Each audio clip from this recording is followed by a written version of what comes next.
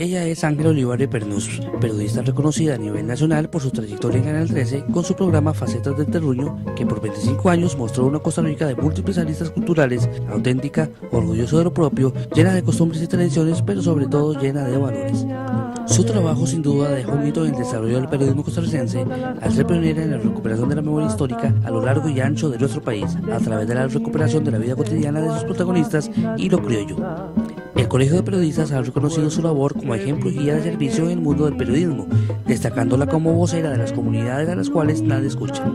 A continuación presentamos parte de la entrevista a esta visionaria mujer que ha entregado su vida a la cultura de nuestro país. Mi eterno recuerdo, mi sincero anhelo de llegar al cielo. Uno muchas veces quiere estudiar una carrera y termina haciendo otra. Yo empecé estudiando medicina. Me fui y estudié 4 años de medicina en Zaragoza. Cuando yo regresé, estaba en la Universidad de Costa Rica apenas en sus inicios, en lo que era medicina, entonces había que pasar muchas pruebas, etcétera, etcétera. Y mientras se hacía eso, me metí en la Escuela de Periodismo, que también estaba recién fundada en la Universidad de Costa Rica, y me enamoré del periodismo. Al principio hice un periodismo que tenía que ver con medicina, porque mi experiencia era en el campo de la medicina. Pero después, bueno, estuve 5 años ahí en Telenoticias y después me fui para Canal 13, que lo acababan de abrir, y empecé a trabajar en Cosmovisión. Las noticias siempre que se producen, así lo veo yo, ¿verdad? Que se han convertido muy amarillistas, pero siempre era lo mismo, siempre uno llegaba y preguntaba y entonces se molestaban los ministros y la gente que estaba en todos los puestos porque decían que uno era demasiado inquisitivo, y cuando ya yo llegaba al canal ya más bien me estaba regañando el director y etcétera, etcétera. Entonces yo dije, bueno, ya como siempre las noticias son las mismas, yo quiero ir a buscar las noticias a los campos, a los pueblos. ¿Por qué? Porque en los pueblos la noticia siempre era cuando había un asesinato, cuando había cosas truculentas, pero nunca se llegaba a los pueblos o lugares fuera de San José para sacar las cosas buenas.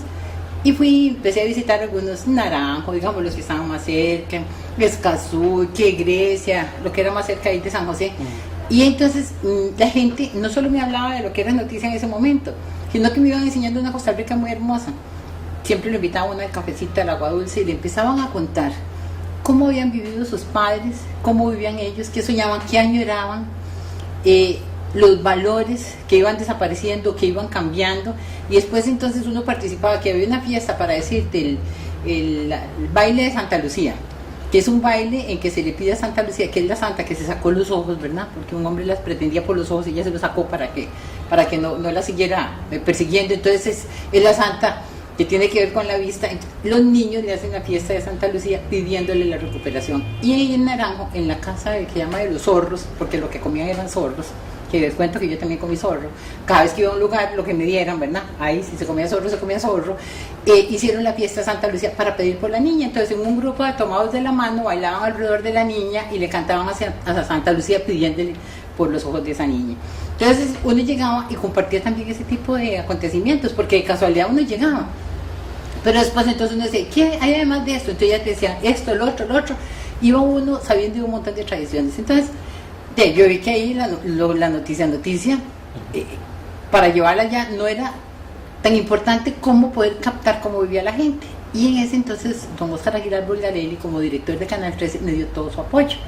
Y decidimos que yo hiciera un programa con todo eso, pero él me dijo, plantéemelo como que, bueno, le digo yo, que contenga la música de los pueblos, pero esa música que hace la gente con su guitarra, que le cantan a su pueblo, a su gente, a lo que tienen alrededor, lo que era la pintura también, ¿verdad? Los diferentes trabajos, la comida, definitivamente la comida no solo es por lo que se come, sino todo lo que tiene que ver con ella. Cómo la siembran, cómo la cosechan, dónde la van a traer, cómo se va a traer el agua del río, cómo se cocina, que si pones un tinamase, si pones un humero, las diferentes tradiciones de las comidas. Entonces las comidas muy importantes, y ahí pues empezamos a ver un montón de facetas que podían lograrse, y entonces decidimos, y don Óscar me lo apoyó, hacer un programa de 1 hora con todo este montón de facetas, y así empezó Facetas del Terruño. Eso fue en el año 79, en mayo de 1979 empezamos a hacerlo. Y recopilamos cantidades y cantidades de material. Hay cosas como curiosas, por ejemplo, los 6 primeros años que nosotros grabamos, y un día de tantos que yo fui a pedir un cassette, porque eran de aquellos grandes de 3 cuartos, me dieron uno del Barbero de la Villa, Digo yo, ¿cómo me van a dar este material tan valioso? Me dicen, ¿cómo es? Y todo lo que se hace aquí después se reutilizan. Digo, ¿cómo? Y todo el material de facetas, todo fue reutilizado. O sea que todos mis programas en algún momento se dieron para ir a hacer otros y todo se había borrado. Entonces, yo siempre considero que este tipo de documentales son muy valiosos porque contienen la historia. ¿Cómo iban a borrar la historia? Entonces, bueno, puse la renuncia, ¿verdad? Se hizo aquel gran escándalo y todo lo había por haber. Entonces prometieron que Archivos Nacionales a partir de ese momento iba a seguir conservando el material, que esperamos fuera así. Hay una cosa de lo más curiosa. Borraron los 7 años y quedó un solo cassette en aquella gran cintoteca, quedó un casetcito así, de los muy viejos, y yo lo rescaté. Y él tenía la historia de cómo se construyó el Cristo de la iglesia de San Carlos, sin imaginarme yo nunca que iba a venir a vivir a San Carlos. Entonces, ese fue un material muy interesante, porque don Oscar me dio la oportunidad de darle seguimiento a ese Cristo desde que lo iniciaron hasta que lo terminaron. Edgar Zúñiga, un jovencillo en aquel entonces, en su taller allá en Alajuela, empezó a hacer una figurita y me dijo, mira, estoy haciendo esta figurita, que es un Cristo que quieren que haga en San Carlos. En San Carlos ni siquiera se me había ocurrido algún día que yo tenga algo que ver con San Carlos. Y entonces empezó a hacerla y después la empezaron a hacer en grande y lógicamente con mallas de metal y tuvieron que quitar el techo del taller porque era para arriba gigantesca. Es un Cristo resucitado, que casi no hay porque siempre son Cristos crucificados. Y este era un Cristo resucitado que pidió el Padre Eladio Sancho para la iglesia. Entonces era altísimo. Las manos, de mano a mano hay 7 metros de distancia. Entonces era una cosa, ¿verdad? Y la empezó a hacer y hacer. Y yo iba cada 15 días y así, hasta que al final quedó el Cristo. El Cristo, lógico que está hecho en fibra de vidrio, pero al ponerlo sobre el camión, que era como un tándem, las manos, ¿verdad? Entonces no podía pasar ningún carro, entonces le cortaron las manos, las pusieron encima del Cristo y nos traímos el Cristo y nosotros veníamos detrás. Y se ve, ese es un video muy lindo porque se ve cuando entra aquí y cuando la gente llega ahí a la iglesia y baja su Cristo y lo mete ahí en la iglesia. Entonces es parte de la historia, que bendito sea Dios, por algo no se borró, fue lo único que quedó. Yo lo rescaté y muchas veces lo hemos pasado aquí. Esa es parte de la historia que no debemos de olvidar, que debemos de recordar y que no hay que borrar. Y eso la gente tiene que irlo entendiendo. Entonces, bueno, pensemos que yo hice durante 22 años ese programa. ¿Cuántos hay? Miles de programas de esos, ¿verdad? Y los conserva Canal 13. Hace 13 años yo me vine para acá, para San Carlos, porque el periodismo cultural no te da económicamente lo suficiente como para sobrevivir, y yo tengo 4 hijos, ¿verdad? Y el asunto es que en la cultura, cuando vos haces un programa te dicen, bueno, le pagamos un tanto por ciento de lo que se vende de publicidad, y casi nadie mete publicidad. Es que eso no son las vaquitas de la pizza, ¿verdad? Que todo el mundo quiere pagarlas. Entonces, yo, bueno, me voy a ir para San Carlos, aunque mis hijos ya habían crecido, y nos vinimos para acá. Pero aquí hay un canal excelente que pertenece a Copelesta, se llama Canal 14. Entonces yo empecé a hablar con ellos y decidimos hacer las facetas del terruño, pero se llama Volvamos a lo Nuestro. Entonces ahí se hace lo mismo con todas estas facetas, pero aquí en San Carlos, a diferencia de San José, de Heredia, de todos esos lugares, están los fundadores, la gente que fundó los pueblos. Todavía está reciente, o sea, es que esto es una historia, son 100 años. Hace 100 años empezó la historia, entonces hay de 70, 80, 60, 40. Por ejemplo, tenemos un don Chico Galde, que les comenté ahora, tiene 87 años de edad. Su mamá fue la que fundó la obra metodista aquí en San Carlos. Una mujer, vea qué interesante, en aquellas épocas, ¿verdad? Una mujer trae la obra metodista, que además, que ustedes son muy jóvenes, pero en aquel entonces, hace 50 años, Costa Rica, los protestantes y todos eran perseguidos, ¿verdad? Entonces ellos aquí en la pulpería no les querían vender. Cuando estaban en media oración les rompían las ventanas y los vidrios, y bueno, aquello fueron como un poco perseguidos, ¿verdad? Ya después con el tiempo se fueron acostumbrando, pero es una época difícil que una mujer es la que mete mano y lo saca adelante. Don Chico es el fundador de la Filarmonía de aquí. Don Chico fue el primer miembro de Cosique, el primer socio de Cosique. Es gente que tiene toda la historia y todas las vivencias. Con 85 años, digamos que él escribió la mayor parte de la historia junto con otra gente de San Carlos, y lo tenemos a mano para seguir hablando con él. Y tenemos fundadores de montones de pueblos, y tenemos la gente que inventó ciertas comidas. Heredia es muy importante dentro de esto, porque más o menos, ¿verdad? El asunto es que Heredia, en aquel entonces, y más lo saben ustedes y quien me está escuchando que yo, en aquel entonces lo que se explotaba era el café. Llegó un momento que los latifundistas querían hacerse de todos los terrenos que tenían los pequeños productores, y los pequeños productores decidieron no dar sus tierras, pero para no darlas, entonces ellos pues se pusieron de acuerdo con los hijos de que los hijos mayores se quedaban con la tierra para no dividirlo entre el montón y hacer pedacitos. Entonces los mayores se quedaban con la tierra y los de menos edad se venían por esos otros lugares abriendo fincas, y así es como se funda Palmares y se funda Grecia y todo esto por aquí, ¿verdad? ¿Qué es lo que pasa? Bueno, esa segunda generación que viene aquí a San Ramón, Palmares y todo, en algún momento también quieren seguir hacia adelante, hacer fincas, y son los que se meten aquí.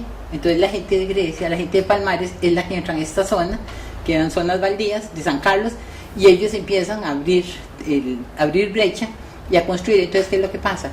Todas las tradiciones, el estilo de comida y la manera de vivir tiene que ver mucho con Heredia. Cuando uno habla aquí de comidas criollas, cuando la gente me dice, porque yo soy una recopiladora de comida de todo el país, ¿qué comida es típica de San Carlos? Ya, la comida de Heredia.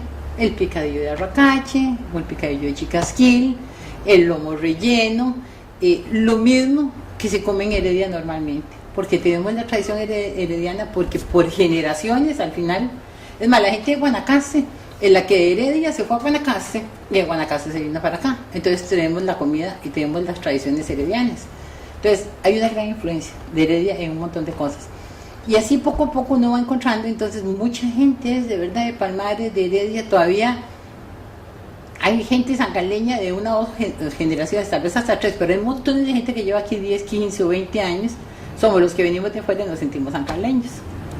Que además hay una cosa muy linda, uno viene de San Carlos y es recibido como uno más. Uno muchas veces vive en otros lugares. Yo, por ejemplo, tengo un gran cariño por San Antonio de Belén, pero San Antonio de Belén nunca nos aceptó como propios del lugar. ¿Por qué? Porque ahí hay gente ya, familias ancestrales, que han cerrado mucho su manera de vivir, son muy cerrados en sus tradiciones, en sus costumbres.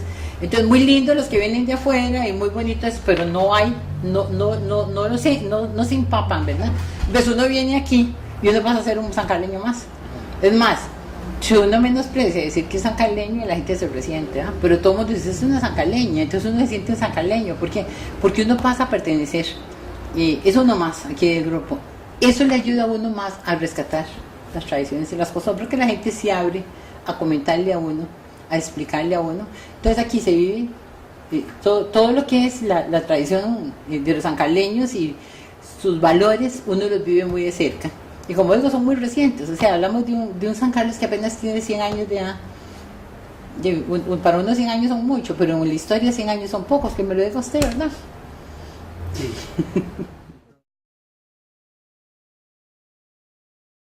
Una periodista muy querida por el pueblo, que se ha ganado el nombre de la mamá de los boyeros. Estuve leyendo respecto a eso. Cuéntenos cómo nace esta... Daniel, yo creo que no hay nada más maravilloso que el cariño. Para mí el cariño, el amor, eso es... A mí me han dado algunos premios, para mí no me ufano ni me siento orgullosa, digamos, de que me hayan dado algunos premios, porque yo pienso que muchas veces los premios hasta tienen nombre, son escogidos de una manera u otra, y agradezco que me reconozcan mi trabajo. Pero para mí el mayor premio es la gente. Eso de que me encuentro con alguien y la gente recuerda tal cosa, que la gente te quiera porque siente que vos sos buena persona, ¿verdad? Y que la gente se identifica, que tenemos la misma manera de ser, que amamos, que deseamos lo mejor, todo lo de los valores. Bueno, esto de los boyeros, y yo soy como la mamá de los boyeros, ¿qué es el asunto? Cuando yo empecé, en ese año 78, 69, a visitar los pueblos, cuando yo llegaba a las casas de los campesinos, había campesinos diferentes, los que tenían sus carros y sus tractores, los que querían irse a la ciudad porque se avergonzaban de vivir en los pueblos, y los que vivían felices y contentos trabajando con los animales en el campo, los que tenían los bueyes. Eran muy diferentes en general a los que no tenían. ¿Por qué? Porque los bueyes fueron en algún momento como tener el carro ahora. Todo el mundo tiene carro, todo el mundo tenía bueyes. ¿Qué significaba tener bueyes? Un medio de transporte con el que vos compartías y con el que vos convivías. Eran tus amigos, los seres que trabajaban con vos, que los tenías que tratar con amor, porque eran parte del diario vivir. Yo creo que hay que tratar mejor los bueyes que el resto de la familia, ¿verdad? Porque entonces yo empecé a conocer a ese campesino boyero. Además, el campesino boyero, además de tener los bueyes y mira, es que increíble la compenetración que hay entre los boyeros y los bueyes. Hay veces que se muere el boyero y se mueren los bueyes, de tristeza. Hay veces que se muere un buey y se muere el otro buey porque se le murió el compañero. Y hay boyeros que van y duermen, inclusive a veces cuando están medio tapis, ¿verdad? Van a dormir con sus bueyes y están atentos a los bueyes. Entonces hay una simbiosis, podríamos decir, una unión tremenda. Entonces hay como un sentido maravilloso entre esos seres, nuestros hermanos menores, que son los animales, y el ser humano. Y entonces yo llegué y conocía, además el boyero, aparte de eso, entonces el boyero conserva un montón de tradiciones. El boyero tiene sus bueyes para los trapiches. Estamos hablando de la tapa de dulce. Estamos hablando de la gente que llega a otros lugares con la caña a sacar la tapa de dulce. Estamos entonces hablando del que necesita abrir el surco. Y entonces también hay otros que le dicen. Entonces hay un montón de cosas que van uniendo a la gente. Es la gente que conserva las tradiciones de la comida. O sea, el boyero y su familia conservan todas las tradiciones culinarias. El montón de tradiciones religiosas. No hay un boyero que no tenga su rezo del niño cuando es la ocasión. En fin, es un montón de cosas. Entonces yo empecé a conocer los boyeros y eso me parecía impactante y lindísimo. Entonces yo saqué esa imagen de ese campesino con los bueyes y siempre traté de resaltarla porque los admiré tremendamente. Entonces uno llegaba y en los pueblos, como los boyeros eran los que jalaban la madera para hacer la iglesia, los que, bueno, dicen que las yuntas son desde el lugar donde ocurre la luna de miel, ¿verdad? Donde se hacían los chiquitos hasta donde lo enterraban a uno, ¿verdad? Porque eran desde el carro funerario hasta el hotel de la luna de miel, las ambulancias, el transporte, etcétera, etcétera. ¿Verdad? Eso es maravilloso, todo eso. Y entonces nosotros también, bueno, cuando iba con los compañeros del canal, veíamos cómo ella hacía su desfile alrededor de Escazú, su desfile alrededor de Venecia, su desfile alrededor. Y entonces yo decía, pero ¿por qué algún día no hacer un gran desfile donde venga la gente de todos los pueblos a mostrarle a la gente de la capital de que aquí lo que existe es gracias a los boyeros? Los boyeros jalaron todo el material para hacer la iglesia de la Merced, la iglesia de la Catedral, el Hospital San Juan de Dios, el Liceo de Heredia, todo lo de Heredia, en fin, todos esos grandes edificios, pero además la comida, todo lo que es el Teatro Nacional, lo fueron jalando, ¿verdad? Hasta todas las figuras y todo lo que había, lo iban jalando con bueyes, y lo que existían no solo los bueyes. Entonces nosotros dimos que vengan los boyeros y le muestren a la gente de la capital, que además a la gente de la capital le gusta ver eso, todos descendemos un poco de gente de campo. Entonces la primera vez que se nos ocurrió dijimos, bueno, hagamos un cesteo, porque viene gente, pensábamos que llegara gente muy lejos, llegó gente de zonas increíbles. ¿A dónde van a dormir? En la sabana. Entonces acondicionamos la sabana, nos prestaron los baños del estadio en aquel entonces, y ahí estaba la casona de los scouts, y empezaron a llegar los boyeros de todos los lugares, y empezaron a llegar. Aquello fue una locura porque llegaron 550 yuntas. Nunca en la vida se ha reunido esa cantidad de yuntas en Costa Rica. Y entonces salimos ahí de la estatua de León Cortés, atravesamos todo el Paseo Colón hasta llegar en el Parque Central. Entonces le pedimos al presidente, a su esposa y a sus hijos que estuvieran como familia presidencial, al alcalde, en ese tiempo era el Ejecutivo Municipal, Johnny Araya, que lleva muchísimos años, ¿verdad? Entonces Johnny con la señora y los hijos, y Monseñor Arrieta. Monseñor Arrieta, curiosamente, había sido aquí el sacerdote que trabajó en Venecia cuando construyeron la iglesia de Venecia, entonces le llamaban el cura de los boyeros. Entonces él acompañaba a las yuntas cuando iban a traer la piedra, cuando iban a traer la madera y todo lo que iba a llevar, y él era el que les daba el rojito de guaro, porque en aquellos barriales, aquellos agualotales, todo el mundo iba congelado, y el padre Arrieta les iba dando a cada cual su rojito de guaro, ¿verdad? Y era muy, muy querido. Cuando yo llegué y le dije, Monseñor, nosotros vamos a hacer tal y tal cosa, ¿usted estaría dispuesto a dar la bendición? ¡Claro! Ni le habíamos dicho, y el hombre fascinado. Es más, a Monseñor le llenaron de cebolla, de papas, de todo, de bolsas y más bolsas y de bolsas el día que él estuvo impartiendo la bendición. Entonces dijimos, esas figuras, que es el alcalde, que es el presidente, don Abel Pacheco estuvo con nosotros, hubo varios presidentes que estuvieron con nosotros, y lo que es la parte religiosa, la parte del alcalde y la parte del presidente, se paran ahí en el parque a darle la bienvenida a los que van llegando. No es que los que van llegando vienen a saludarlos a ellos, no, ellos van a saludar y darle la bienvenida a los que vienen entrando, que esto se fue cambiando un poco con los años. Entonces salimos, atravesamos, después que pasaron el Parque Central, ahí en el Teatro Nacional fue el centenario, 7 de noviembre, nunca se me olvida, de 1997, doña Graciela Moreno los recibió, les hizo una gran fiesta. Y de ahí entonces continuaron, los descasó, vinieron y se fueron a pie. Y después el resto de la gente se fue hacia la Plaza González Víquez y ahí empezaron a cargar y regresaron. Fueron 550 llantas, o sea, eso es una parte de la historia que no podemos olvidar. Entonces después, bueno, ese es un dato de lo más divertido. ¿Qué se les iba a dar de comer a los boyeros? Siempre, ellos cuando hacen un desfile, hacen una gran fiesta con comida y música y todo, ¿qué les íbamos a dar? Y de ahí, nosotros no tenemos el apoyo de nadie, fue un invento que se nos ocurrió a 3 periodistas, ¿verdad? Que andamos por ahí. Entonces yo en mi barrio, ahí en la Asunción de Belén, le dije a la gente, entonces las señoras llegaban con ollas de comida, llegaron a mi casa con ollas de arroz, con ollas de eso, y entonces los envolvimos en hojas de plátano y fuimos y repartimos. Pero claro, la ignorancia, ¿verdad? Es que casi todo al otro día estaba agrio. Los almuerzos agrios. Fue buena voluntad, pero bueno, 500 almuerzos agrios, ¿verdad? Y así fue como entonces iniciamos. Esto inclusive en estudios sociales se estudia, está dentro de, es hay un decreto, que el desfile de boyeros por San José está instituido como algo que ya tiene que existir y que esperamos que no deje de existir. Los desfiles de boyeros se empezaron a acrecentar, entonces ya no solo la gente finaldeña iba a San José, sino que cuando iban a San José sirvió para comerciar el ganado. La gente llevaba sus yuntas, entonces me vendes y traes la otra, y entonces el de Paraíso, Eliezer, que es excelente, Marconey, Navarro, crían animales, entonces aprovechan, llevan sus yuntas, se las compran o las cambian. Entonces, primero, centro de comercio. Sí. Segundo, centro del amor, porque entonces ahí se enamoran las boyeras de los boyeros y se conocen esto con los otros. Después es un centro social, porque entonces vas, mira, yo voy a hacer un desfile, me ayudarías, porque para montar el de San Pedro de Paz que no existía, y así. Y entonces a raíz de eso han salido cientos de desfiles de boyeros, se amarró la tradición del boyero. Y después se hizo un trabajo muy interesante, mujeres antropólogas. Un momento, bueno, es que yo sé que Giselle y esta muchacha Dobles y Murillo, Carmen Murillo, ellas hicieron un trabajo y lo presentaron ante la UNESCO, pidiendo que la tradición del boyero y la carreta fuera declarada Patrimonio de la Humanidad, y eso se logra en el 2006.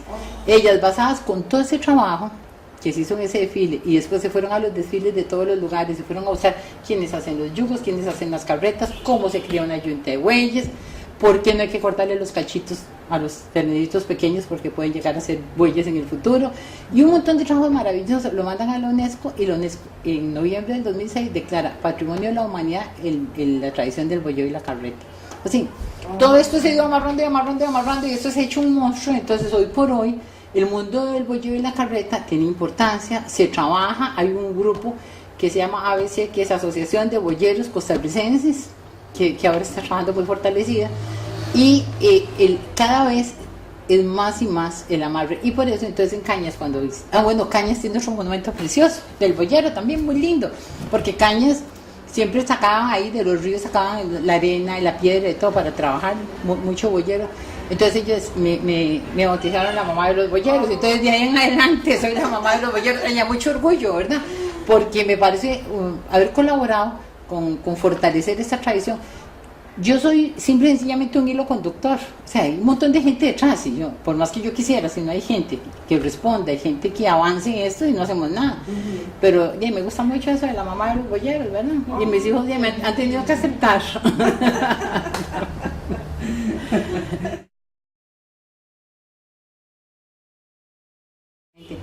Hasta que pasan los años uno se da cuenta lo importante que son muchas cosas que se empiezan a hacer, se continúan y se amarran. Yo siempre le digo a la gente muy joven que dice, ay, es que usted que ha hecho tal cosa, ustedes también pueden hacer, espere que pasen los años. Si yo hace 30, 40 años no había hecho nada de lo que he hecho ahora, pero lo iba haciendo y lo iba amarrando a través del tiempo, y solo el tiempo logra este tipo de cosas y que se le den importancia. Facetas del Terruño, como había dicho, nace en ese ir a los pueblos a buscar las noticias y se convierte en un programa que don Óscar Aguilar bendice y apoya. Don Tobías Méndez, un compañero que acaba de fallecer hasta, por cierto, cuando me dice él es de programación, mira, ¿y ese programa que hace sacar, cómo se va a llamar? Mira, yo digo, eso es del Terruño. Sí, pero mira, es que Miguel Salguero y el Terruño, no, bueno, y pongámosle.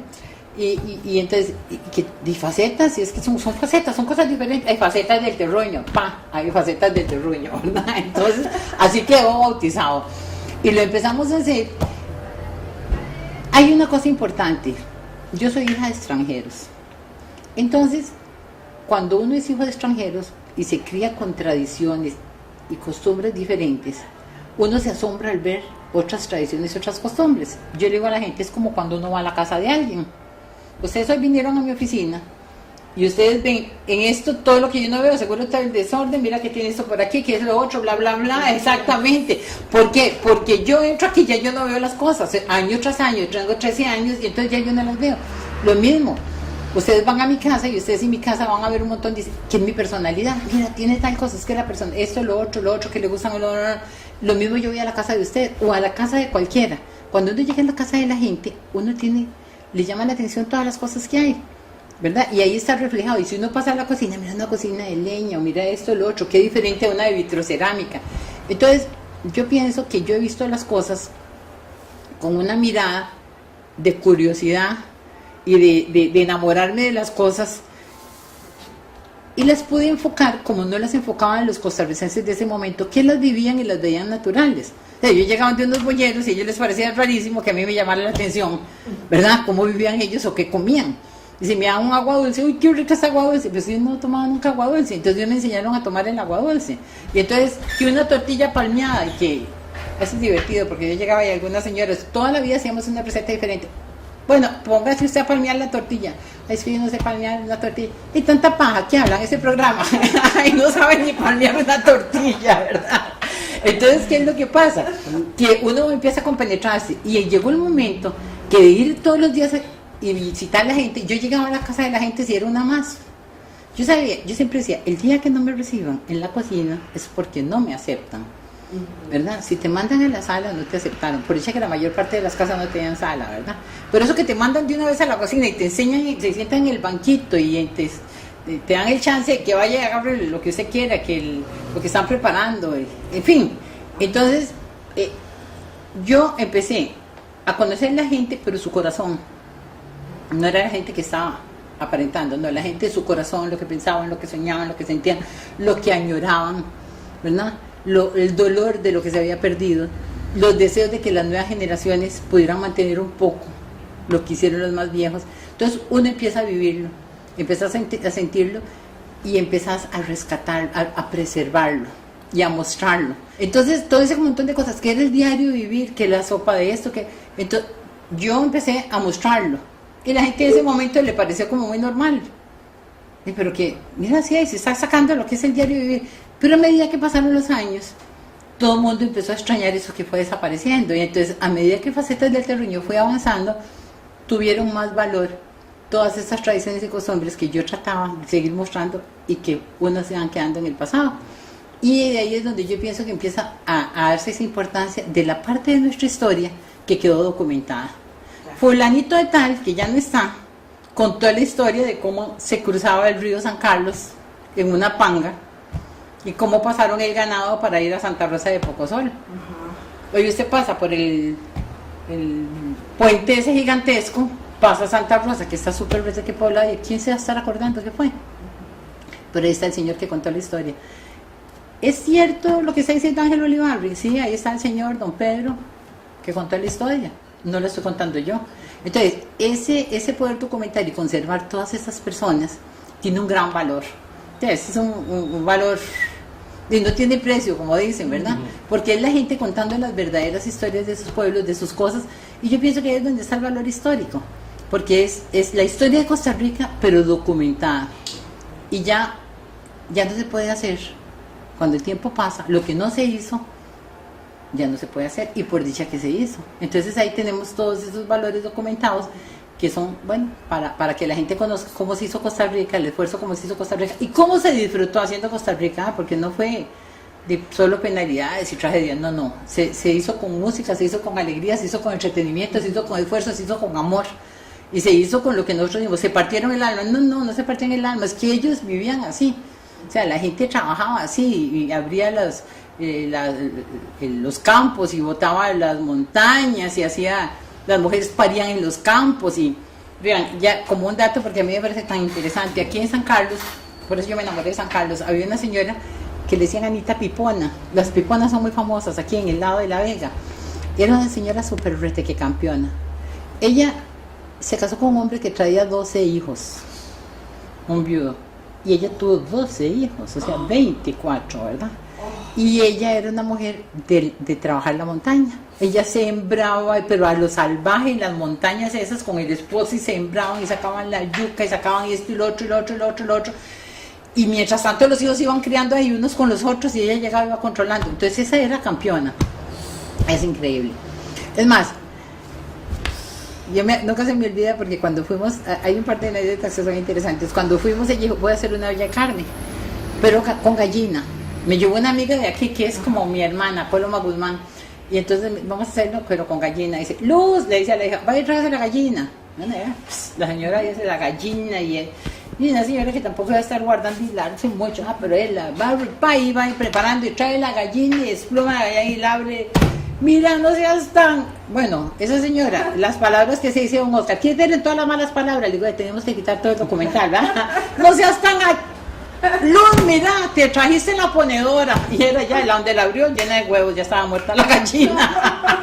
O sea, la gallina más orgullosa que tenía ella, que era la ponedora, ajá, Luz la había matado equivocadamente, y entonces estaba lista para echarla ahí, pero donde la abrieron estaba toda llena de huevos, ¿verdad? Entonces, yo me divierto mucho porque iba un chiquito de 8 años, que hoy por hoy tiene 35 años, sí, que es un doctor, Marcial Cruz. Y ese me dice, siempre me dice, tía Angelita, me dice, mira, nunca te puedo perdonar lo que hiciste, que me pusiste a comerme esa gallina que era la ponedora. Pero bueno, eso era porque eran las cosas. Y además, que nunca se me olvida que dice doña Anita, dice, ¿usted sabe por qué usted hace ese programa? Le digo, no, porque dice, por andar comiendo gratis de casa en casa. Era así a rajatabla, ¿verdad? Y lo otro muy interesante de ella es que ella, para que vean cómo era de normal, ahora alguien va a dar a luz y aquella tragedia y el doctor y un montón de días. Esa señora estaba con las visitas, hablando de todo. De repente veían que doña Anita se paraba, que era doña Anita, se metía en el cuarto, abría la ventana, brincaba por la ventana y se iba ahí bajo de aquel ceibo, paría, porque ya es que ya el carajillo venía para afuera, paría, lo llevaba ahí cerquita del río, lo lavaba, lo envolvía, y venía la doñita, volvía a brincar por la ventana y salía así. Había pasado, digamos, tal vez una hora, y ya llegaba y le enseñaba las visitas del chiquito, y no es mentiras, era ciertísimo. Ella era una mujer increíble, increíble, y así dicen, que en cualquier momento la doña desaparecía y aparecía al rato con el carajillo, ya lavado de todo, ¿verdad? Famosísima, esa señora fue famosísima, hicimos muchos programas con ella, pero es donde estamos hablando de valores. O sea, era normal, para ella era normal, era para ir así y venir. Sí. Es como una vaca, llega y parió y jale, ¿verdad? No es como ahora que pega uno 40 gritos antes, ¿verdad? Maldice al marido y todo. Entonces, nada, esa señora era de lo más linda. Y esa es la gente que nosotros tenemos que mostrar, porque es la gente que hizo todos los lugares, que hizo todo el esfuerzo. Pero yo por eso digo, no era grandes sacrificios, era la manera de vivir, ¿verdad? Vivían, hicieron y dejaron todo un legado de gente trabajadora, de gente honesta, de gente con una vida muy sencilla, que ese es el ejemplo que hay que tomar. Y por eso yo pienso que ese es el valor histórico que tienen todos esos programas, porque es la historia de Costa Rica, pero contada por la gente que la vivió o también en el momento que la estaban viviendo. Yo recorrí todo el país, yo siempre me he dicho, ¿verdad?, que me precio de conocer Costa Rica de frontera a frontera, de costa a costa, y muchísimas veces nos perdíamos y llegamos a conocer un montón de lugares porque nos perdíamos, ¿verdad? Sí. El asunto de esto es porque la gente tenía lo propio y tenía sus valores, pero nadie se los reconocía. Entonces, reconocerle esos valores, mostrándoselos a todo el país y sembrando la admiración hacia ellos, ahí es donde yo pienso que está la semillita, ¿verdad?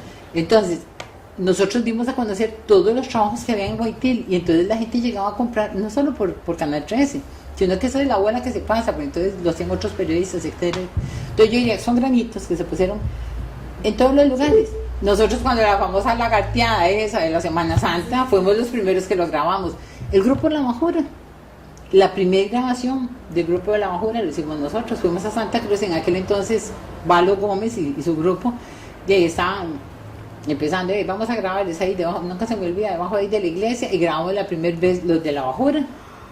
Y dígame por hoy, ¿quién no conoce a los de La Bajura? Sí, sí. ¿Verdad? Y uno siente el orgullo de que la primera grabación la hicimos nosotros. Entonces, además había mucha apertura en Canal 13, para que uno fuera, hiciera y viajamos por todos los lugares, etcétera, etcétera. Entonces, podemos decir que son simientes que dejamos en todos los lugares de Costa Rica. Entonces, por eso, cuando uno llega a cualquier lugar, la gente todavía siente cariño hacia uno. Uno viene a ser como la mamá o como la madrina, y en algunos casos hasta la abuelita, que vuelve después de un tiempo. Yo muchas veces me encuentro a gente, ¿cuándo vas a volver? Y yo, Dios mío, ¿quién será? Vi, es que mi abuelita se murió y ya fulanito no está. Y ¿cómo es eso? Y sí, y es que, qué vergüenza me da, pero es que yo no te puedo reconocer, ¿verdad? Y sí, es que yo ahora tengo 30 años, cuando usted llegó yo tenía 5. Y verdad, entonces la gente siente que uno tiene que hacer la obligación de que recordarse que Carrillo 5 años ahora tiene 30 y tiene 3 carajillos y anda por la calle, ¿verdad? Uno aprendió mucho de los valores de esa gente. De gente, por ejemplo, me acuerdo en San Ramón, una señora al final era partera y me cuenta que cuando ella muy joven llegó ahí, tenía que bajar el río y eran aquellos resbalones y de todo, y una vez ella iba embarazada y cayó ahí resbalada y ahí mismo parió, bueno, una pérdida de unas gemelitas. Dice, mira, ahí mismas se salieron, ya tenían forma de todo, las agarré y una vez las enterré ahí mismo. Ya, porque era de por sí, o sea, siempre estaban embarazadas, una tras de subí, ya me cuidé un poco y seguir adelante, no tuve tiempo ni de llorarlas. Y la gente es que era como muy corriente, ¿verdad? O sea, eran unos días duros, muy difíciles, Aquí tenemos, algún día ustedes tienen que venir, ojalá que también pudieran venir los muchachos. Hay una señora que se llama doña Francisca Morales Matamoros, en Barrio Lourdes de San Francisco de la Palmera. Cuando ella llegó a ese lugar se llamaba Vaca Blanca, al final se llama Barrio Lourdes. Ella ha atendido 500 partos. Nunca se cobraba un 5 por un parto. Nunca se le murió una sola criatura. Y aprendí de doña Francisca Morales que dice, a las parteras todo el mundo va a buscarlas, pero nadie las regresa al lugar de donde las trajeron. Todo el mundo va a buscarlas, pero nadie va a dejarlas. ¿Por qué? Porque van en carrera, porque van a hacer el carajillo. Sí, y después que nació y de todo, ya el hombre sigue trabajando y va a ir a la partera cómo hace para irse para su casa. Sí, y ellas piensan o pensaban que era una misión que Dios les dio y había que estar agradecido con Dios. ¿Cómo ibas a cobrar por eso? Entonces jamás. Ellas iban a los lugares, bueno, aquí habían, no, y además no habían puentes, entonces el río, la mujer venía cruzando el río y apenas podía cruzar, y con todo lo que tardaba, venía el señor con la carreta y todo el resto de carajillos, y medio cruzaban, y la doña daba luz ahí en la tierra antes de llegar, y ya doña Francisca atenderla y a quitarse su delantal y envolver aquel carajillo y llevarlos para allá, o sea, y tenerlos 3-4 días en la casa, porque no podían regresar, si aquí llovía y no paraba de llover. Entonces, en la casa de doña Francisca llegaban las mujeres a parir. Sí. Doña Francisca no les cobraba nada, las atendía ahí. Entonces el señor, que tenía mucha dignidad, le ayudaba en las siembras, en esto y lo otro. Mientras tanto, ya estaban los chiquillos.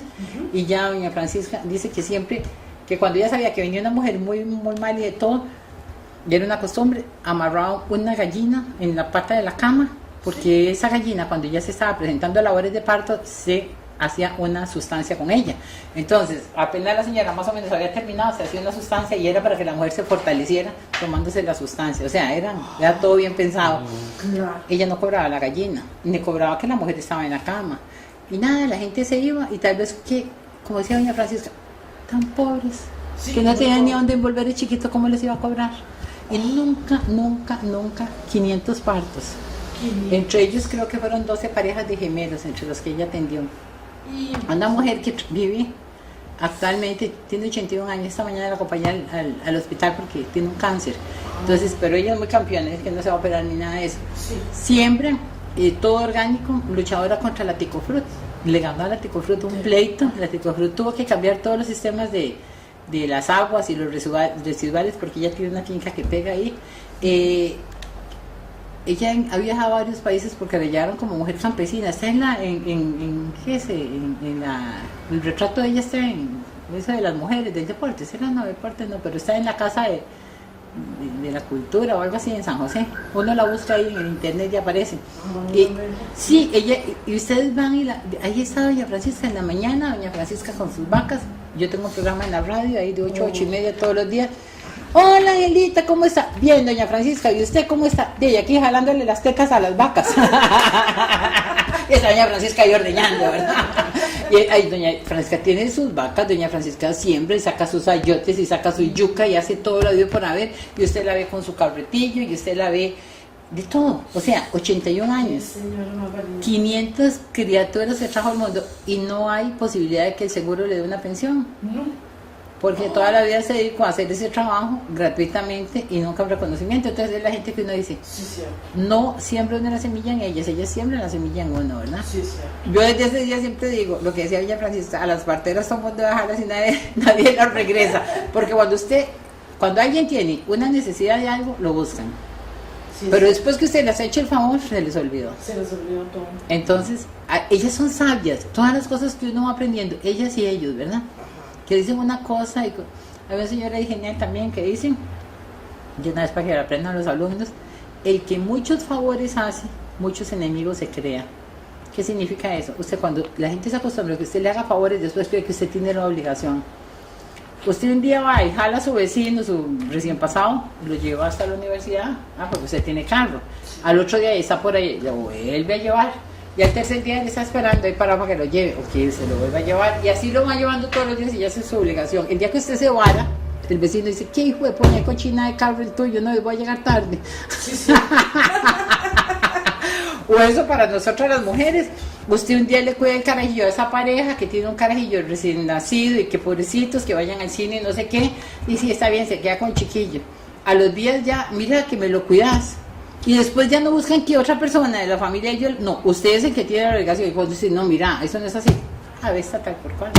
Ni ese favor me puede hacer. Eso se llama así. El que muchos favores hace, muchos enemigos se crea. Y son tan sabias la gente con las cosas que te dicen, que uno dice, hijo, es que increíble, solo la experiencia. Y eso es lo que se recupera a través de, o lo que se preserva a través de esos programas. Sembras una semilla obligatoria, porque uno tiene la obligación de cumplir con la misión que le corresponde de una forma correcta, ¿verdad? Pero al mismo tiempo ellos están formando.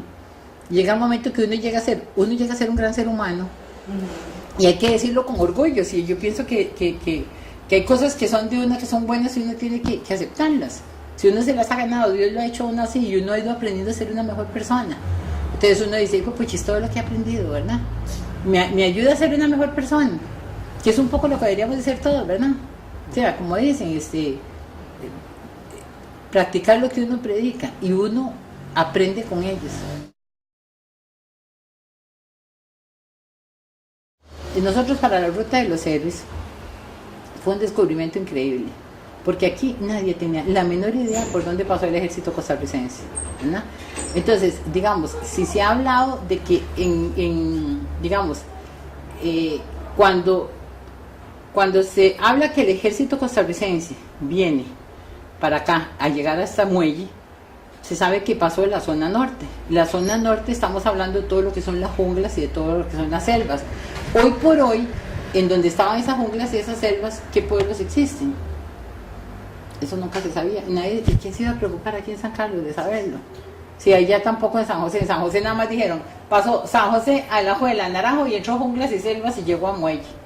Y nunca se preocuparon, o sea, es que nadie se preocupa porque a nadie le interesaba. Que yo, con Carlos Aguilar, el pintor ahí en el Museo Juan Santa María, porque él nos hacía todos los retablos para los boyeros. Cuando había desfiles de boyeros, la municipalidad nos daba la plata para los retablos, que se los regalábamos. Entonces yo vi en todas las pinturas que él tenía, cómo él tenía dividida la campaña en dos fases, y la segunda fase era donde se van por el muelle. Digo yo, ¿pero por dónde pasaron? Digo, por las junglas. ¿Pero cuál es? ¿Por qué? Entonces, muy sencillo. Yo dije, bueno, vamos a averiguarnos esas junglas y esas selvas, por donde hoy por hoy pasan las ciudades, ¿verdad? Entonces nos trajimos a un historiador, un cartógrafo, que se llama Juan Castro, y Juan Castro nos dijo, este fue el camino que se siguió, porque Alejandro von Bülow, que es un alemán que era el encargado de hacer todo lo que eran los planos para llegar de tierra al agua, él iba señalando por donde iba. Él venía con una brújula, venía con un secante y un teodolito. Okay, entonces iba y lo iba señalando. Por eso cuando el ejército entra aquí y ve la selva no le importa, porque ellos con el teodolito y el secante y la brújula y nada más iban guiando y salieron a muelle, ¿verdad? No importa que pasaran por la jungla. Entonces nosotros dijimos, bueno, vamos a ver hoy por hoy qué es lo que hay. Entonces nos vinimos con ese señor, pusimos un GPS a un carro y nos vinimos siguiendo la ruta. Y la gran sorpresa es que pasaba aquí por el puro centro de Ciudad Quesada, ¿verdad? Porque claro, él hizo la picada, el señor, por ahí pasó el ejército. Después llega Rafael Iglesias y hace la carretera de Rafael Iglesias la hace sobre esa picada.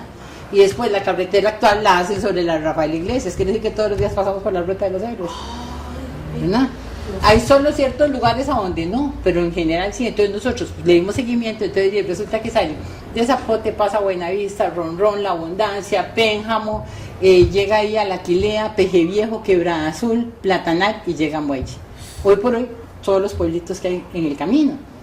Pero ¿cómo saber eso? ¿A quién le interesaba? Bueno, porque nos interesó a nosotros, porque uno tuvo la curiosidad y entonces, bueno, ahí es donde, ¿qué es lo que podemos hacer? Lo que podemos hacer es enseñarle a la gente.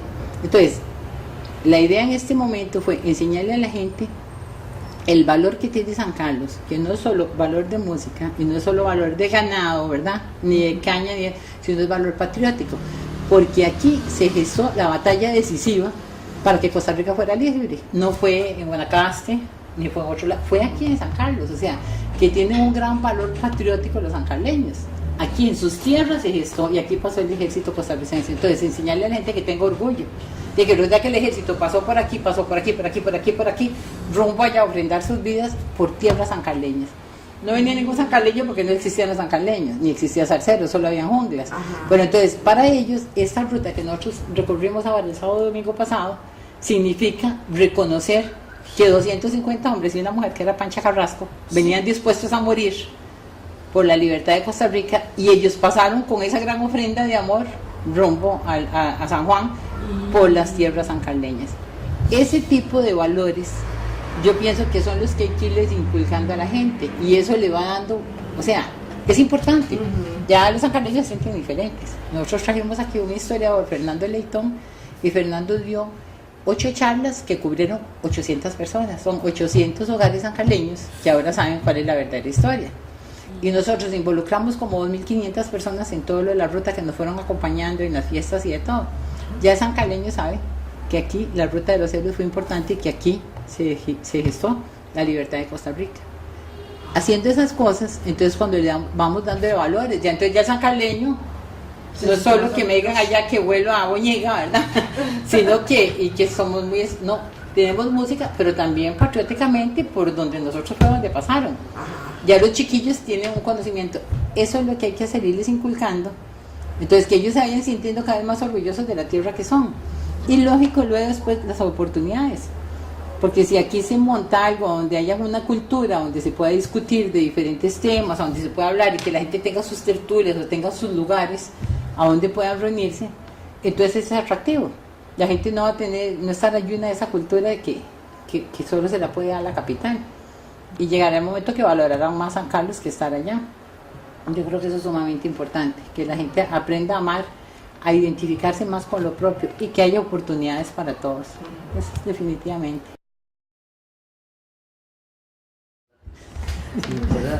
¿Costa Rica está en crisis de identidad nacional o es un discurso vendido de la globalización? Yo creo que no está en crisis de identidad, al contrario, más que nunca nos hemos sentido identificados, ¿verdad? Sí nos sentimos costarricenses ahora. Yo pienso que la gente ahora está con eso, que los filibusteros están en Costa Rica, que son los mismos ticos, que esto y que lo otro, o sea, pero estamos hablando como que todos unidos contra los que es inadecuado. Sinvergüenza siempre ha habido, ladrones siempre ha habido. Lo que pasa, primero, antes la prensa no destacaba tanto las cosas, eran otros tiempos, eran otros sinvergüenzas y eran otros ladrones. Porque ahora vos llegas a ver, ejemplo, voy a tener prueba con ese ejemplo, pero digamos, nosotros a veces decidimos, bueno, en tal lugar, en tales tierras, eso le pertenece al pueblo, porque ahí estuvieron cosas del Estado. Y cuando empezamos a explicar y de todo, no pertenece, el Estado no las tenía registradas. Y entonces llegó un señor y empezó y la marcó así, vino otro y le compró y así. Y hoy por hoy, entonces todas esas tierras ya están legalizadas, pasadas a otras manos. Nosotros tenemos aquí en San Carlos un ejemplo que a mí me parece increíble, se llama el hogar de paso. Antes la gente venía de zonas muy alejadas y para venir al hospital, ¿dónde quedarse? Había gente que abría los hogares y había gente que vos encontrabas 4, 5, 10 personas durmiendo en el suelo porque de buena voluntad la gente los tenía y les daba algo de comer en la mañana, que eran los que acompañaban a los enfermos, de la mujer que venía casi pariendo pero no había parido, etcétera, etcétera. Eran hogares de paso en los hogares, pero después se abrió el hogar de paso. Entonces ese hogar de paso con los fondos de todo el mundo se hizo y la gente llegaba a dormir, buenas camitas, buena comida y todo, y lo empezó a administrar una gente. Y la gente le empezó a dar un orden legal de asociación, no sé qué, al punto de que un edificio que vale cualquier cantidad de plata, de los que se encargaron de la tal asociación lo vendieron. Así, a hojas vistas de todo el pueblo, y como que el hogar de pasos prefiere de todo el pueblo con fondos. No, hay algo legal que dice que esta gente podía venderlo, porque después ellos hicieron como una asociación privada, bla, bla, bla, bla, toda la gran historia, sin vergüenza, ¿verdad? Claro. O sea, y como eso, los hay en todos los lugares a través de todos los tiempos, y hay gente que aparentemente es muy honorable. Entonces, ¿qué tenemos? Eso ocurre ahora. Antes, los terrenos también, y si nos ponemos a esculcar en la historia, y nos ponemos a esculcar en los periódicos, siempre ha estado lleno de sinvergüenzas, y de ladrones, y de corruptos, y de todo lo habido para ver. Antes había una prensa menos acuciosa o tal vez con menos posibilidades, pero igual todo lo que es el maltrato a la mujer, la agresión a la mujer, eso no es de ahora. Uno conoce barbaridades de hombres que tenían a sus hijas y tenían a todas las hijas embarazadas ahí montaña adentro, que quién los iba a proteger. O sea, la agresión, el incesto, todo eso viene existiendo a través de los años. Lo que pasa es que ahora hay más denuncia, creo yo, ¿verdad? Ese es mi parecer. Ahora hay mayor denuncia y se conocen más las cosas. ¿Qué es lo que pasa? Hoy por hoy ya la gente va, bueno, veamos nosotros a través del Facebook, ¿verdad? Las cosas que vos te vas enterando. Esto, por ejemplo, la concesión de lo de la carretera San Ramón, y se ha destapado de una forma extraordinaria. Todos los medios te lo hablan, pero uno está muy bien documentado. Entonces, porque vos cuando abrís tanto y porque esto y porque lo otro, y etcétera, ya llaman y cuestionan a la fulana que es la contralora. Entonces, yo digo, no se ha perdido la identidad, al contrario. Hay más fortaleza de la identidad, nos sentimos más costarricenses, con más derecho de lo nuestro, y no queremos permitir que nuestra misma gente, la gente de afuera, haga las barrabasadas y todas las cosas que hacen, precisamente porque yo pienso que estamos más identificados y nos sentimos más unidos, y ante ese tipo de cosas entonces no hay grupos políticos válidos, ¿verdad? Todos somos uno solo. Y yo pienso que se fortalece la identidad, o sea, más bien ahora nos sentimos más que nunca costarricenses y con más derechos. De decir, de hacer y de cuestionar y de exigir. Esperamos que la exigencia realmente tenga su eco, porque casi como para concluir eso, Fernando Leitón, el investigador en historia que nos vino a hablar aquí del ejército costarricense, que no era un ejército el que pasó aquí por 1856 de picos y palas y nada, porque usted como historiador, como experto en estudios sociales lo sabe, era un ejército muy bien formado por Inglaterra y en Chile, que muy buen armamento. Y con buenas armas. Exactamente. Entonces, nosotros sabemos que, digamos, que ya Costa Rica estaba bien fortalecida, ya tenía gente muy bien preparada, ¿verdad? Entonces, eso lo tenemos que aplicar en la época actual. Y ahora la gente está muy bien preparada, la gente está fortalecida, la gente sabe muy bien. Y en aquel entonces se utilizaron ese tipo de armas. Bueno, nosotros tenemos otro tipo de armas ahora. Siempre es en la identidad del costarricense, aquel con su idealismo y lo que podían hacer. Nosotros hoy por hoy con otro tipo de armas, en que nosotros podemos cuestionar las cosas, y ojalá no tengamos que utilizar otro tipo de armas. Sería muy, muy triste, porque yo pienso que una guerra fratricida es espantosa.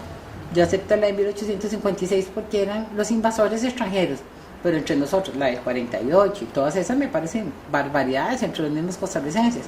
Pero nosotros no vamos a permitir que los mismos costarricenses hagan ese tipo de cosas. Y para eso existe todo esto, estos medios de comunicación, el Facebook, la gente, los periodistas, que podemos detener muchas cosas que se hacen, precisamente porque la identidad del costarricense, yo creo que se está fortaleciendo. Enviémosle un mensaje final a los profesores de estudios sociales, de cívica, que van a ver este programa, a los estudiantes, muy importante, que se está cambiando el concepto. No son el futuro, son el presente, son el ahora, y con ellos también hay que trabajar con una Costa Rica mejor. Sí, yo tengo una gran fe en la juventud.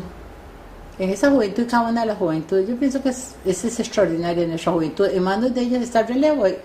Nosotros estamos ahora, ya ni siquiera estoy yo, ahora está la generación tuya y la otra generación, y está en manos de la nueva generación de esta Costa Rica, que tiene que ser la Costa Rica que queremos para nosotros, para nuestros hijos. No hay que pensar solo en los hijos, para nosotros.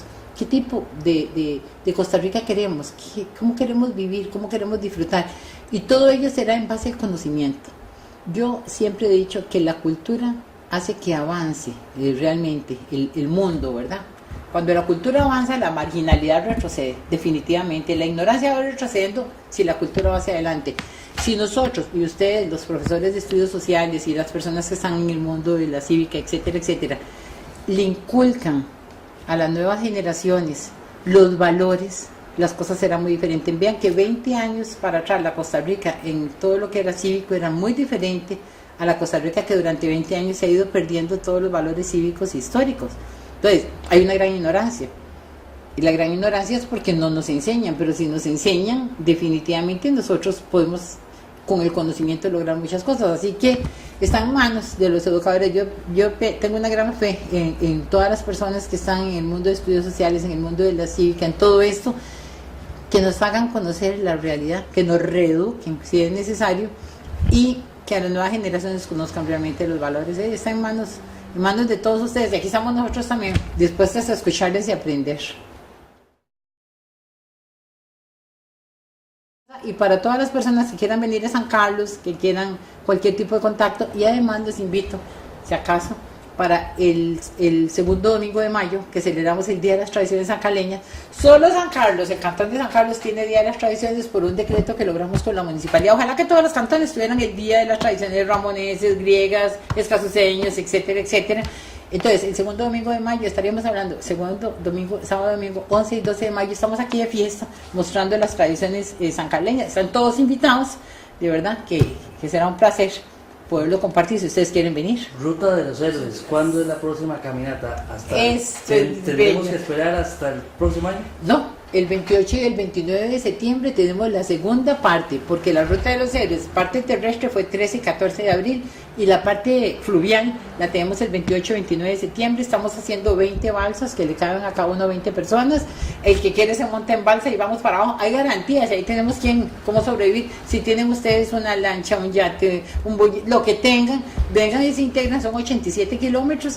Entonces el 28 de septiembre, sábado, salimos de Muelle, recorremos 40 kilómetros, nos quedamos en unas fincas, hacemos todas unas actividades culturales, y de ahí seguimos al otro día hasta Nicaragua. Vamos a hablar con los hermanos nicaragüenses a ver hasta dónde podemos llegar.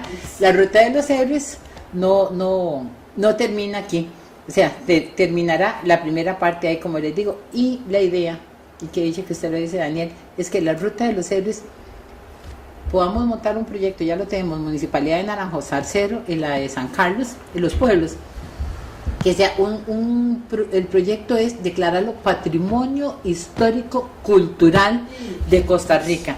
Estamos tratando que sea a nivel de todo el país, pero si no, por lo menos lo vamos a hacer regional, y que sea un recorrido obligatorio para poderse uno graduar, ya sea en la secundaria, que sea también trabajo obligatorio para los muchachos, para graduarse también, que tenga que hacerlo como un trabajo social.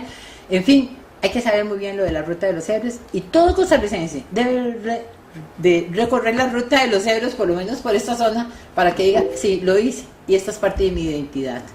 ¿Algún Facebook, alguna página web donde claro, la gente pueda seguir este hermoso proyecto?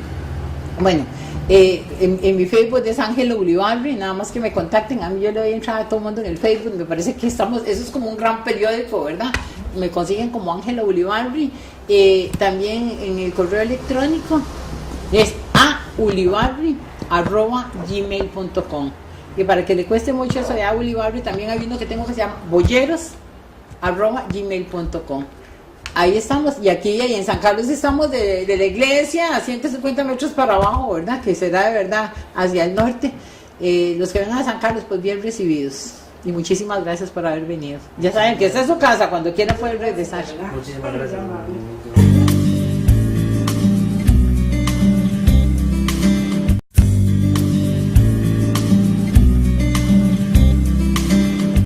Ella Ella es Ángela Olivares Pernús, periodista reconocida a nivel nacional por su trayectoria en Canal 13 con su programa Facetas del Terruño, que por 25 años mostró una Costa Rica de múltiples aristas culturales, auténtica, orgullosa de lo propio, llena de costumbres y tradiciones, pero sobre todo llena de valores. Su trabajo sin duda dejó un hito en el desarrollo del periodismo costarricense al ser pionera en la recuperación de la memoria histórica a lo largo y ancho de nuestro país, a través de la recuperación de la vida cotidiana de sus protagonistas y lo criollo. El Colegio de Periodistas ha reconocido su labor como ejemplo y guía de servicio en el mundo del periodismo, destacándola como vocera de las comunidades a las cuales nadie escucha. A continuación presentamos parte de la entrevista a esta visionaria mujer que ha entregado su vida a la cultura en nuestro país. Mi eterno recuerdo, mi sincero anhelo de llegar al cielo. Uno muchas veces quiere estudiar una carrera y termina haciendo otra. Yo empecé estudiando medicina. Me fui y estudié 4 años de medicina en Zaragoza. Cuando yo regresé, estaba en la Universidad de Costa Rica apenas en sus inicios, en lo que era medicina, entonces había que pasar muchas pruebas, etcétera, etcétera. Y mientras se hacía eso, me metí en la Escuela de Periodismo, que también estaba recién fundada en la Universidad de Costa Rica, y me enamoré del periodismo. Al principio es un periodismo que tenía que ver con medicina, porque mi experiencia era en el campo de la medicina. Pero después, bueno, estuve 5 años ahí en Telenoticias y después me fui para Canal 13, que lo acababan de abrir, y empecé a trabajar en Cosmovisión. Las noticias siempre que se producen, así lo veo yo, ¿verdad? Que se han convertido muy amarillistas, pero siempre era lo mismo, siempre uno llegaba y preguntaba y entonces se molestaban los ministros y la gente que estaba en todos los puestos porque decían que uno era demasiado inquisitivo, y cuando ya yo llegaba al canal ya más bien me estaba regañando el director y etcétera, etcétera. Entonces yo dije, bueno, ya como siempre las noticias son las mismas, yo quiero ir a buscar las noticias a los campos, a los pagarlas. Entonces yo, bueno, me voy a ir para San Carlos, aunque mis hijos ya habían crecido, y nos vinimos para acá. Pero aquí hay un canal excelente que pertenece a Copelesta, se llama Canal 14. Entonces yo empecé a hablar con ellos y decidimos hacer las facetas del terruño, pero se llama Volvamos a lo Nuestro. Entonces ahí se hace lo mismo con todas estas facetas, pero aquí en San Carlos, a diferencia de San José, de Heredia, de todos esos lugares, están los fundadores, la gente que fundó los pueblos. Todavía está reciente, o sea, es que esto es una historia, son 100 años. Hace 100 años empezó la historia, entonces hay de 70, 80, 60, 40. Por ejemplo, tenemos un don Chico Galde, que les comenté ahora, tiene 87 años de edad. Su mamá fue la que fundó la obra metodista aquí en San Carlos. Una mujer, vea qué interesante, en aquellas épocas, ¿verdad? Una mujer trae la obra metodista, que además, que ustedes son muy jóvenes, pero en aquel entonces, hace 50 años, Costa Rica, los protestantes y todos eran perseguidos, ¿verdad? Entonces ellos aquí en la pulpería no les querían vender. Cuando estaban en media oración les rompían las ventanas y los vidrios, y bueno, aquello fueron como un poco perseguidos, ¿verdad? Ya después con el tiempo se fueron acostumbrando, pero es una época difícil que una mujer es la que mete mano y lo saca adelante. Don Chico es el fundador de la Filarmonía de aquí. Don Chico fue el primer miembro de Cosiqui, el primer socio de Cosiqui. Es gente que tiene toda la historia y todas las vivencias. Con 85 años, digamos que él escribió la mayor parte de la historia junto con otra gente de San Carlos, y lo tenemos a mano para seguir hablando con él. Y tenemos fundadores de montones de pueblos, y tenemos la gente que inventó ciertas comidas. Heredia es muy importante dentro de esto, porque más o menos, ¿verdad? El asunto es que Heredia, en aquel entonces, y más lo saben ustedes y quien me está escuchando que yo, en aquel entonces lo que se explotaba era el café. Llegó un momento que los latifundistas pueblos. ¿Por qué? Porque en los pueblos la noticia siempre era cuando había un asesinato, cuando habían cosas truculentas, pero nunca se llegaba a los pueblos o lugares fuera de San José para sacar las cosas buenas. Y empecé a visitar algunos Naranjo, digamos, los que estaban más cerca, Escazú, que Grecia, lo que era más cerca ahí de San José. Y entonces la gente no solo me hablaba de lo que era noticia en ese momento, sino que me iban enseñando una Costa Rica muy hermosa. Siempre lo invitaba uno al cafecito, al agua dulce, y le empezaban a contar cómo habían vivido sus padres, cómo vivían ellos, qué soñaban, qué añoraban, los valores que iban desapareciendo, que iban cambiando. Y después entonces uno participaba, que había una fiesta, para decirte, el baile de Santa Lucía, que es un baile en que se le pide a Santa Lucía, que es la santa que se sacó los ojos, ¿verdad? Porque un hombre las pretendía por los ojos y ella se los sacó para que no la siguiera persiguiendo. Entonces es la santa que tiene que ver con la vista. Los niños le hacen la fiesta de Santa Lucía pidiéndole la recuperación. Y ahí en Naranjo, en la casa de que llama de los zorros, porque lo que comían eran zorros, que les cuento que yo también comí zorro, cada vez que iba a un lugar, lo que me dieran, ¿verdad? Ahí si se comía zorro, hicieron la fiesta de Santa Lucía para pedir por la niña. Entonces en un grupo de tomados de la mano, bailaban alrededor de la niña y le cantaban a Santa Lucía pidiéndole por los ojos de esa niña. Entonces uno llegaba y compartía también ese tipo de acontecimientos, porque de casualidad uno llegaba. Pero después entonces uno decía, ¿qué hay además de esto? Entonces ella te decía, esto, lo otro. Iba uno sabiendo de un montón de tradiciones. Entonces, yo vi que ahí la noticia, para llevarla allá no era tan importante como poder captar cómo vivía la gente. Y en ese entonces, don Oscar Aguilar Bulgarelli, como director de Canal 13, me dio todo su apoyo. Y decidimos que yo hiciera un programa con todo eso, pero él me dijo, plantéemelo como que, bueno, le digo yo, que contenga la música de los pueblos, pero esa música que hace la gente con su guitarra, que le cantan a su pueblo, a su gente, a lo que tienen alrededor, en lo que era la pintura también, ¿verdad? Los diferentes trabajos, la comida, definitivamente la comida no solo es por lo que se come, sino todo lo que tiene que ver con ella. Cómo la siembran, cómo la cosechan, dónde la van a traer, cómo se va a traer el agua al río, cómo se cocina, que si pones un tinamase, si pones un humero, las diferentes tradiciones de las comidas. Entonces, las comidas muy importantes. Y ahí pues empezamos a ver un montón de facetas que podían lograrse. Y entonces decidimos, y don Oscar me lo apoyó, hacer un programa de 1 hora con todo este montón de facetas. Y así empezó Facetas del Terruño. Eso fue en el año 79, en mayo de 1979 empezamos a hacerlo. Y recopilamos cantidades y cantidades de material. Hay cosas como curiosas, por ejemplo, los 6 primeros años que nosotros grabamos, y un día de tantos que yo fui a pedir un cassette, porque eran de aquellos grandes de 3 cuartos, me dieron uno del Barbero de la Villa. Digo yo, ¿cómo me van a dar ese material tan valioso? Me dicen, ¿cómo es? Y todo lo que se hace aquí después se reutilizan. Digo, ¿cómo?